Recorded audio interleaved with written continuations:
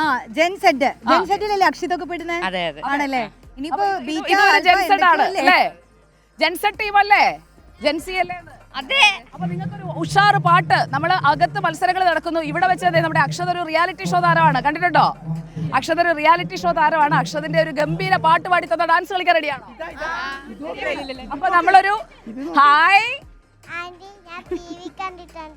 ആണോ? ഇത് ആൻഡോ സാർ കാണുമ്പോഴേ എന്നോട് പറയുന്നത് സുജയുടെ ഫാൻസ് മൊത്തം കുഞ്ഞി പിള്ളേരാണെന്ന്. മോളുടെ പേരെന്താ? ആണോ? സ്കൂളിൽ പോയി തുടങ്ങിയാ? ഏത് ക്ലാസ്സിലാ? UKG. വീട് എവിടെയാ? സ്ഥലം എവിടെയാ? അതാരാ? അച്ഛനാണോ കൂടെയുള്ളേ? ചോദിക്കട്ടെ, ചേട്ടനുണ്ടോ? ചേട്ടന്റെ പേരെന്താ? നീരജ് എസ് കുമാർ. അപ്പൊ ഇതാണോ എസ് കുമാർ? എവിടെയാ വീട്? നെടുമങ്ങാട്.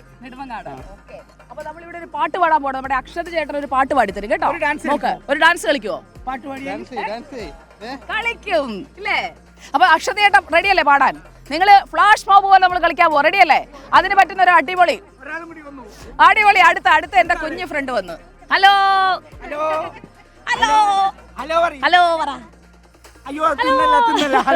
ഹലോ. അവളുടെ ഉടുപ്പ് നമ്മുടെ മൈക്കും മാച്ചിങ്. ഉമ്മ തന്നു. Thank you.